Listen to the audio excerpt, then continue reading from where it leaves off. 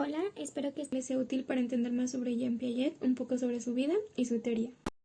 Jean Piaget nació el 9 de agosto de 1896 en Neuchâtel, Suiza, lo que sería la cuna de la Confederación Suiza. Fue primogénito de Arthur Piaget, profesor de literatura, lo que influenció al joven Piaget a su interés por la ciencia, tecnología y biología, ya que pasaba mucho tiempo en el Museo de Historia Natural de la ciudad. Y fue ese interés precisamente el que lo impulsó a sus 10 años de edad para publicar su artículo sobre el gorrión albino que observaba en un parque.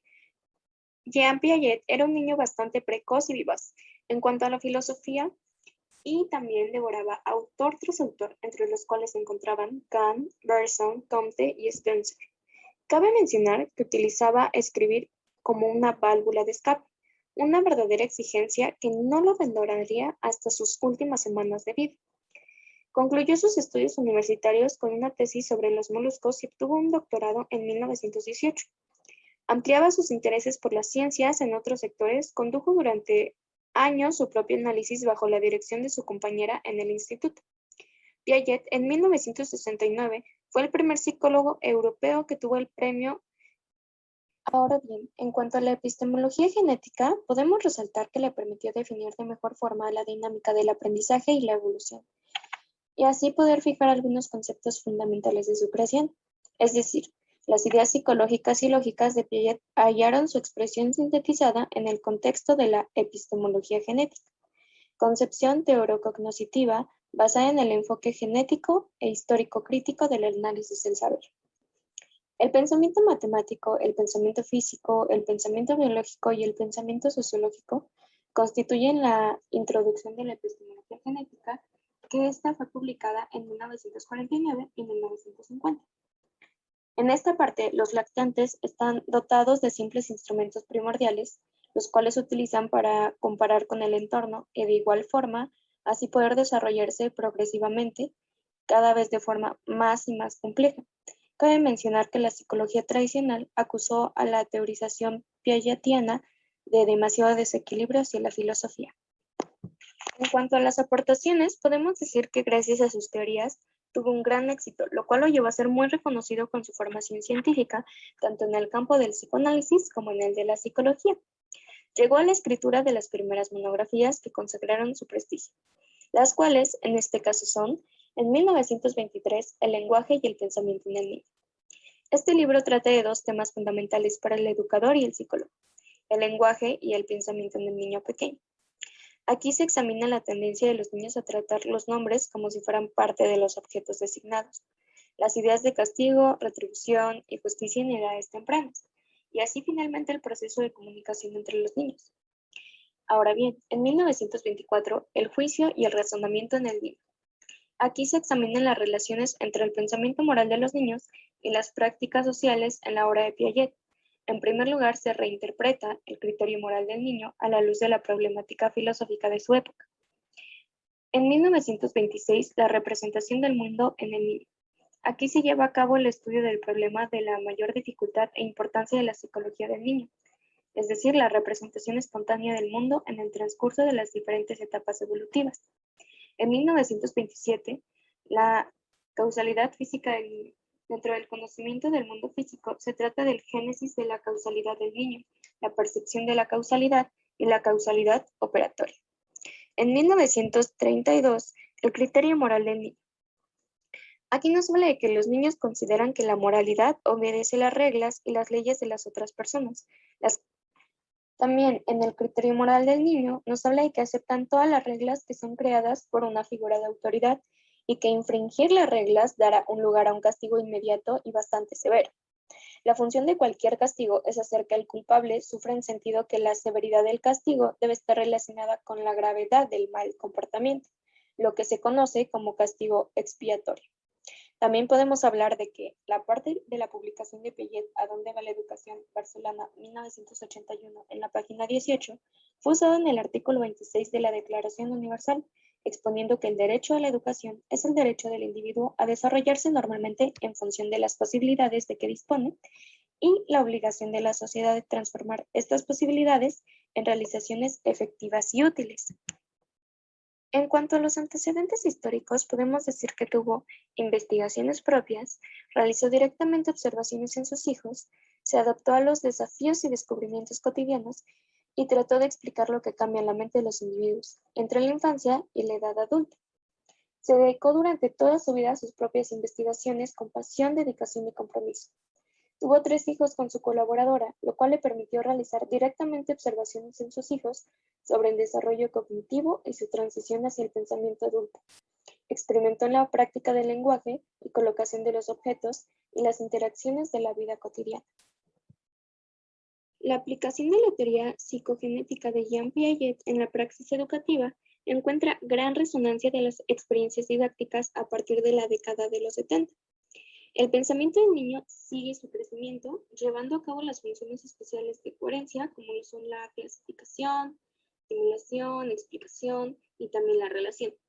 Piaget concibe la inteligencia como la adaptación al medio que nos rodea. Esta adaptación consiste en un equilibrio entre 2 mecanismos indisociables, los cuales son la acomodación y la asimilación. El desarrollo cognoscitivo comienza cuando el niño va realizando un equilibrio interno entre la acomodación y el medio que lo rodea, y la asimilación de esta misma realidad a sus estructuras.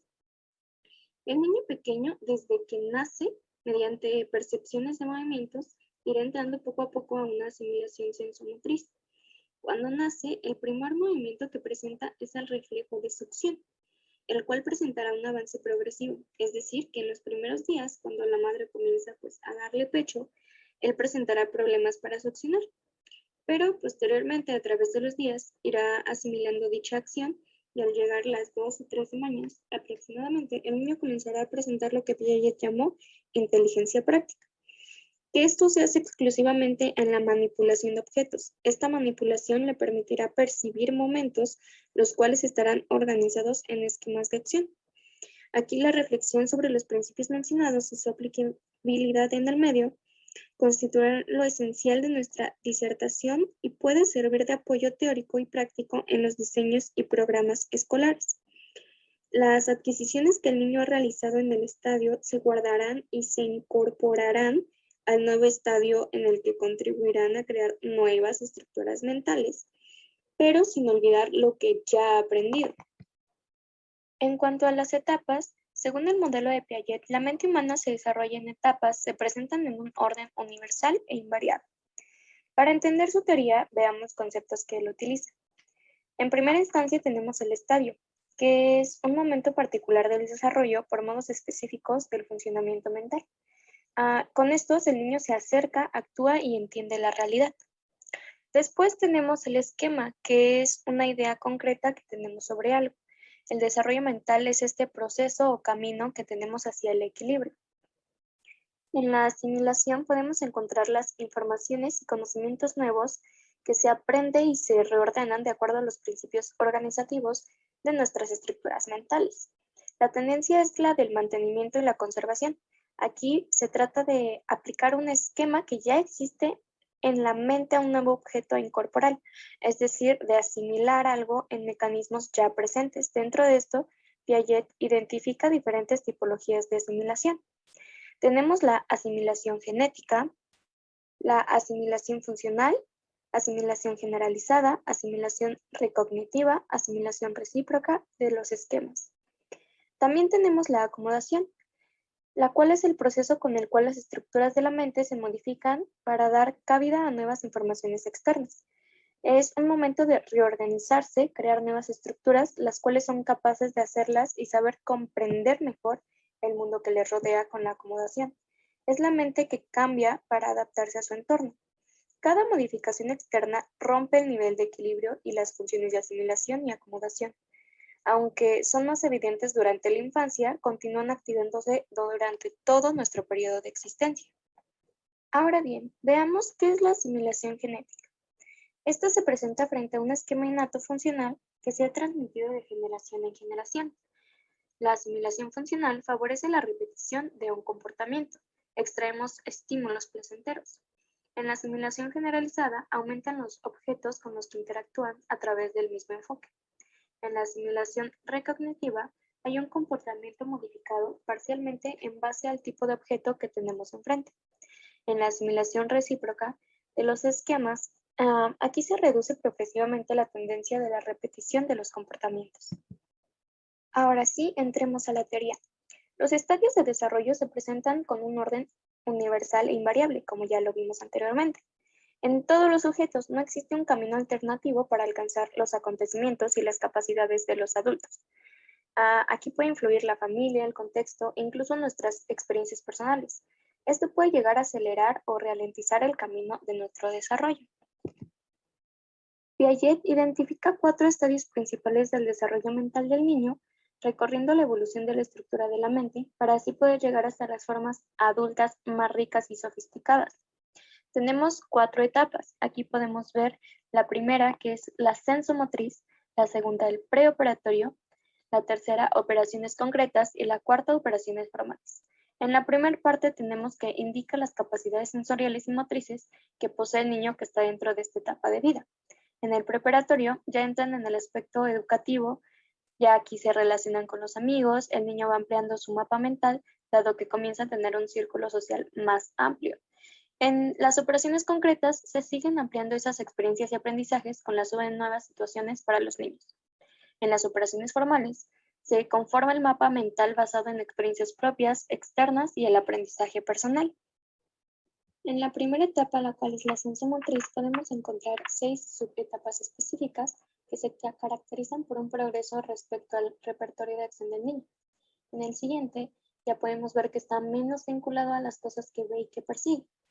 En el tercero, el pensamiento es más lógico, pero todavía es concreto.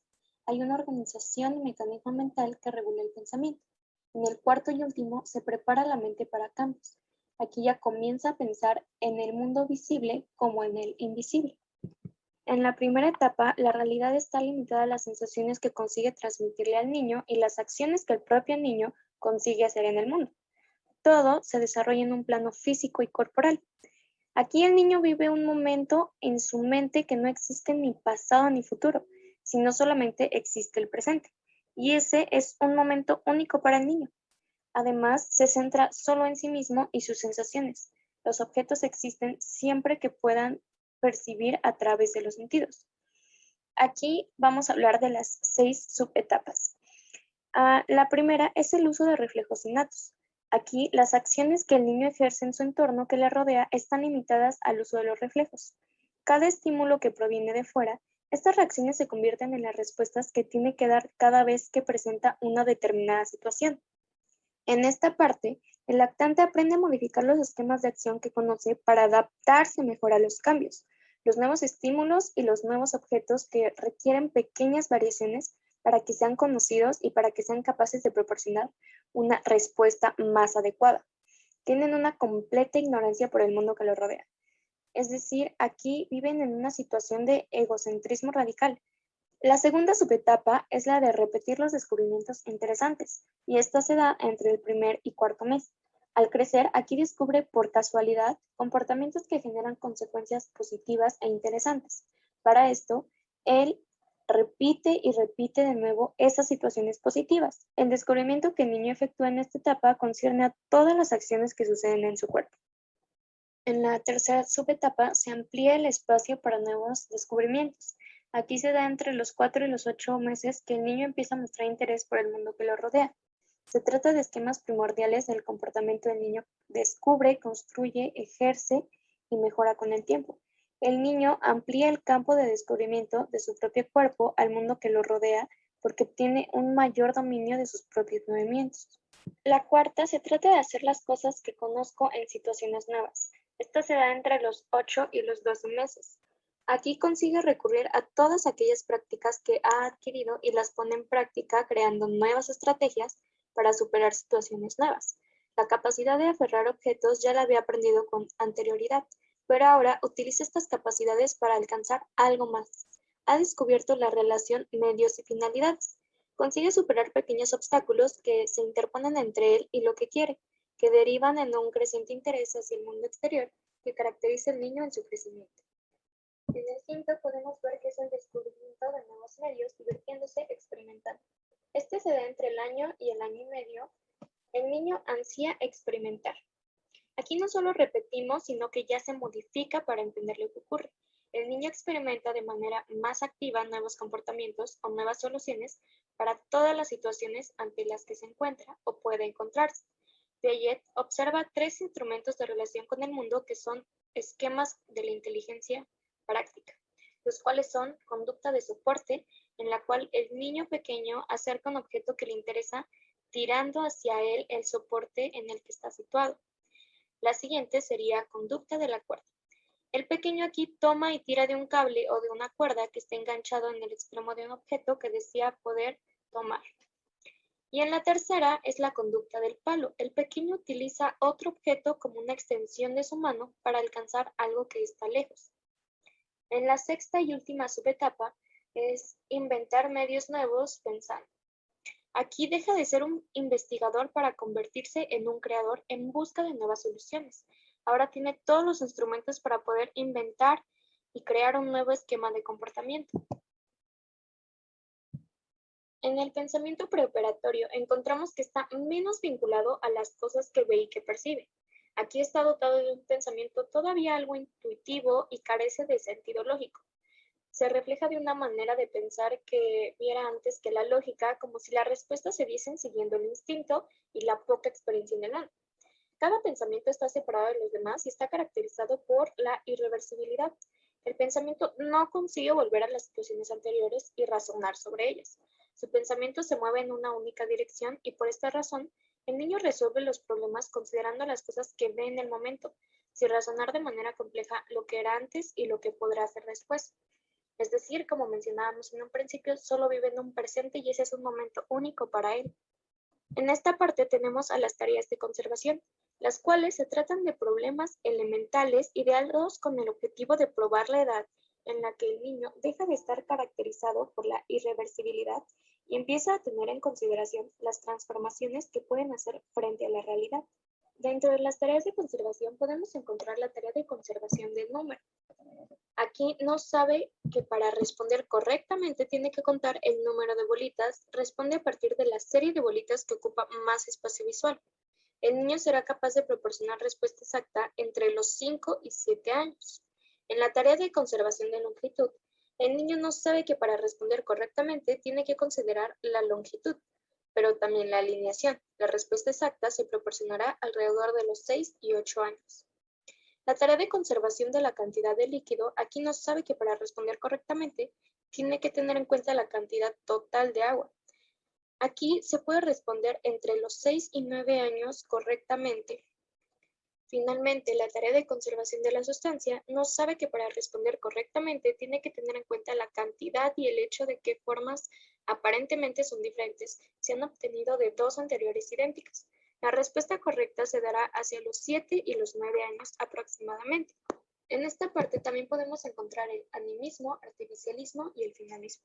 El animismo se trata de la tendencia de atribuirle alma a los objetos, es decir, los ven como si las cosas que nos rodearan tuviesen sentimientos y pensamientos humanos. A los niños de 6 años todavía no entienden que esta es la diferencia entre nosotros y los objetos. Para ellos, los objetos se tratan igual ya que creen que tienen pensamientos, emociones, miedos y sentimientos. Por otro lado, el artificialismo es la convicción de que todas las cosas que ve en el mundo, tanto objetos como elementos naturales, las ha creado el hombre. En este periodo se cree que todas las cosas del mundo ocurren por una razón. Y al último tenemos al finalismo, que aquí se consigue encontrar cada vez una finalidad, aunque a menudo las causas y fines cambien de lugar, dando lugar a explicaciones fantásticas y a veces surrealistas. En el estadio de las operaciones concretas, la nueva forma de organización mental y de funcionamiento de la mente se llama operación intelectual o mental, lo cual es la forma de organización y mecanismo mental que regula el pensamiento en el estadio de las operaciones. Este permite efectuar razonamientos basados en la lógica porque es posible recorrer mentalmente lo que ha ocurrido antes. Su razonamiento para tener lugar necesita cosas reales, bien visibles, concretas, y precisamente por eso, de hecho, el estadio en que nos encontramos adquiere este nombre. Hablemos de la seriación y clasificación. La seriación es la capacidad de organizar los objetos en base a ciertas características suyas, como lo podrían ser, por ejemplo, la longitud, la altura, el peso y la velocidad. A través del proceso de seriación es posible poner en orden desde el más bajo al más alto. En este periodo, su pensamiento es capaz de efectuar comparaciones y organizar los elementos del mundo en diferentes grupos. A esto es lo que llamaríamos clasificación, lo cual se refiere a la capacidad del sujeto para organizar precisamente. Dependiendo de la edad de los niños, el investigador asiste a diferentes comportamientos. En primera instancia podemos ver los niños del estadio preoperatorio. Aquí no se consigue una secuencia porque el niño se da cuenta de la diferencia de altura solo de 2 palitos a la vez. El resultado final es una secuencia de parejas de palito, uno más corto o uno más largo. El segundo sería los niños en el final del estado preoperatorio. Hacia los 6 años, los niños consiguen alinear los palitos desde el más bajo hasta el más alto, procediendo por intentos. Cuando toman uno que no sigue esa secuencia, deshacen todo lo que ya llevan hecho y lo vuelven a empezar. Los niños en el estado de las operaciones concretas son capaces de ordenar todos los palitos desde el más bajo al más alto, creando una verdadera secuencia ordenada sin deshacer toda la secuencia, únicamente integrando el palito en donde iría o sería su lugar. Para Piaget, el verdadero significado de los conceptos especiales y temporales son conocimientos que el sujeto se construye en el tiempo, a través de su capacidad de explorar y a través de las experiencias que el mundo se le presenta. En el estado de las operaciones formales, grandes cambios se preparan en la mente del niño que sufre una enésima reorganización. Durante el largo de la adolescencia, la mente del niño asume cada vez más el funcionamiento de un adulto. Aquí ya es capaz de pensar tanto en el mundo visible como en el invisible, y ocasionalmente puede proporcionar una solución a un problema inventado tal vez incluso muy complejo. Puede escuchar las confidencias de una amiga, imaginárselas e identificarse con ella. La estructura cognitiva se forma por medio de las operaciones intelectuales formales, las cuales se tratan de un pensamiento más evolucionado a las peticiones del mundo en el que vivimos, ya que aquí no se tiene la necesidad imprescindible de actuar en un plano materialmente concreto y sobre las cosas que tiene delante. La conquista que permite este giro es el logro del razonamiento hipotético deductivo. En el estudio de las operaciones formales, se considera el mundo circundante como una de las formas posibles que puede asumir la realidad. El razonamiento lógico se basa precisamente en la consideración de los diferentes factores observables o solo concebibles, una serie de reglas y procedimientos que permiten analizarlos y comprobarlos. La mente adulta realiza hipótesis, piensa, reflexiona, descarta y decide basándote en todas las posibilidades que logra imaginar y extrae de esta manera las normas que guían hacia la elección de una solución. Procede por inducción y por deducción. Podemos decir que la inducción permite a partir de acontecimientos determinados llegar a conclusiones válidas en general. Se podría considerar adaptable y válida hasta que no se contradijese. Y la deducción permite a partir de las reglas generales llegar a una conclusión válida en un caso determinado del que necesariamente no se tiene una experiencia directa. En cuanto a la aplicabilidad en la realidad, tenemos que todavía hoy en día es una voz importante con respecto al estudio de las estructuras y de los procesos cognitivos que entran en juego con el desarrollo de la inteligencia humana, desde el nacimiento hasta que se alcance la edad adulta. Sus aportaciones teóricas han sido especialmente importantes en el ámbito educativo. En este sentido, los sistemas educativos han incorporado nuevas técnicas de aprendizaje basadas en el desarrollo cognitivo elaborado por Jean Piaget. Su objetivo de estudio son los mecanismos fundamentales que intervienen en la cognición, la percepción, la memoria y el aprendizaje. Estas 3 dimensiones constituyen piezas esenciales que permiten elaborar el pensamiento racional de los seres humanos. Procesos mentales asociados con el conocimiento son fundamentales. Sus conceptos de esquema, adaptación y organización que rigen el proceso de adquisición de conocimientos en todos los estadios y que resultan de la necesidad de todo individuo de comprender el mundo que le rodea. El principal logro de esta teoría del desarrollo es que se les permite a los niños efectuar su propio aprendizaje, ya que no se puede desarrollar la comprensión en un niño simplemente hablando con él. Se le debe presentar al niño para que experimente lo más posible, probando cosas para ver qué pasa y que vaya interactuando y aprendiendo gracias a la manipulación de símbolos, haciendo preguntas y buscando sus propias respuestas, conciliando lo que se encuentra una vez con lo que descubre al siguiente, no dándole la respuesta a todo y permitiéndolo a él mismo irlas adquiriendo. En los aspectos positivos, tenemos que permite adaptarse progresivamente al medio físico, social y moral que configuran su entorno. Se requiere lograr la creación de los hombres que sean capaces de hacer cosas nuevas y no ser meros repetidores de las otras personas que nos han legado en devenir de la historia. Se pretende o se tiene como objetivo formar mentes que puedan ser críticas, con creatividad, con capacidad de inventiva y que se cuestionen y cuestionen las ideas y posturas de los demás, no quedándose únicamente con lo que les dicen, que muestren disconformidad, que traspasen lo obvio para comprobar y verificar los hechos. Erradica el concepto del alumno esponja o que el alumno solo absorba la información en base a la memorización. Aquí provee que el alumno pueda comprender los temas y no solo repetirlos. Aquel que simplemente se limita a absorber y acumular la información, por el contrario, se plantea que el alumno debe adquirir conocimiento mediante un proceso de descubrimiento. El poner al sujeto que aprende en contacto con el medio a través de los instrumentos de asimilación y acomodación y poniendo en juego los esquemas de acción cognitivos previamente desarrollados, fue un avance sustancial para asignaturas como la geografía, que se enriqueció con la aparición de salidas de campo entendidas no como simple activismo, sino como espacios propicios para relacionar y coordinar nuevos elementos de conocimiento y así reorganizarlos en las estructuras cognitivas, ya establecidas previamente antes de la interacción y la pregunta. En los aspectos positivos también encontramos la interacción con los compañeros. Aquí las situaciones de aprendizaje entre iguales les ayudarán a salir de sí mismos, de sus ideas, pensamientos, su forma de ver las cosas, confrontando distintos puntos de vista, analizándolos y permitiéndoles formarse con sus propios criterios. También tenemos la interacción con los adultos, que esta supone las interacciones alumno-adulto, ya sea docente, padre, tutor, superior, de la forma en que se vea, lo cual les será bastante beneficioso con el fin de lograr la verdadera autonomía, una independencia de criterio y de seguridad ante sus propias decisiones y realizaciones.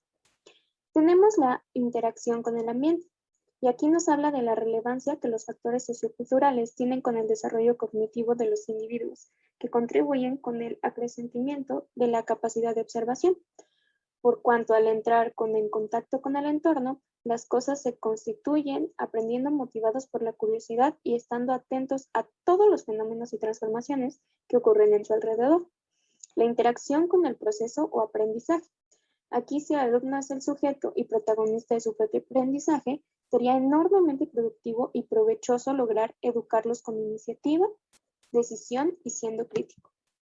En cuanto a los aspectos negativos, podemos resaltar que en los procesos de enseñanza y aprendizaje, los estudiantes deben reducirse a una construcción subjetiva de algo que ya está en proceso de dejar de ser, de dejar de existir en un futuro inmediato. Lo anterior incide en la preferencia de los constructivistas por estudiar los problemas y no los contenidos. También dificulta la organización de un plan de educación masiva y la evaluación, ya que cada estudiante se organiza con su propio ritmo de aprendizaje, lo cual nos costaría más tiempo y retrasaría posiblemente el aprendizaje de muchos, ya que no se le podría brindar la atención necesaria a cada uno de ellos acoplándose a su ritmo de aprendizaje. Para concluir, podemos decir que Piaget a lo largo de los años dejó unas teorías que son influyentes aún en el desarrollo cognitivo, lo cual nos ayuda a poder observar etapas en los niños y notar o relacionar sus actitudes y comportamientos. De esta forma, en base a su teoría, podemos estimular un mejor aprendizaje en cada etapa de su vida. Sabemos que los seres humanos son producto de su construcción genética y de los elementos ambientales. En cuanto al desarrollo cognitivo, se facilita si se proveen actividades y situaciones que involucren a los alumnos y requieran adaptación por medio de la simulación y la acomodación. También nos permitió entender que el poner actividades de adaptación les ayuda a los niños a un mejor aprendizaje y su mejor desenvolvimiento en cuanto a su entorno. También nos permitió saber que el entorno y las características se pueden volver fundamentales en cuanto al desarrollo de la mente del niño y el entorno tiene un potencial de influir en el desarrollo del sujeto. Por ejemplo, cuando el niño llora y llega la madre para consolarlo, esta sería la respuesta que le da al mundo externo. Y por último, la evolución constante de la mente del niño se corresponde con el desarrollo de su inteligencia. La inteligencia humana, por tanto, es una manifestación entre las importantes adaptaciones biológicas para sobrevivir en el entorno. Desde el paradigma constructivista, el aprendizaje no es acumulativo, es decir, lo que yo ya sabía ayer no se le va a agregar a lo que estoy aprendiendo el día de hoy. Entonces, el aprendizaje se da cuando la información que ya conocíamos, es decir, nuestros conocimientos previos, se vinculan o se relacionan con la nueva información. Y este proceso está conformado por 3 etapas: la asimilación, la acomodación y el equilibrio. Y es justamente el equilibrio lo que nos lleva al aprendizaje. Adaptación y aprendizaje. En lo que respecta al aprendizaje, una persona puede experimentar 4 situaciones. Primera situación. Si la persona no experimenta tensiones ni desajustes, puede permanecer inactivo, porque no tiene necesidad de actuar. Por ejemplo, cuando no tenemos hambre, no tenemos necesidad de ir a buscar comida. Segunda situación. Si la persona se encuentra en una situación idéntica a otra situación anterior, lo único que tiene que hacer es aplicar los esquemas de los que ya dispone. Cuando un esquema se aplica habitualmente, puede llegar a automatizarse, y en ese caso decimos que se ha formado un hábito. Por ejemplo, después de comer nos lavamos los dientes porque tenemos ese hábito. Tercera situación. Si una persona se encuentra en una situación muy distinta a las anteriores que conoce, no podrá encontrar ningún esquema adecuado para su aplicación en su repertorio de esquemas. En este caso, no podrá asimilar la situación ni acomodarse a ella. Por ejemplo, un niño pequeño no sabe abrir una puerta cerrada con llave, aunque la llave esté puesta.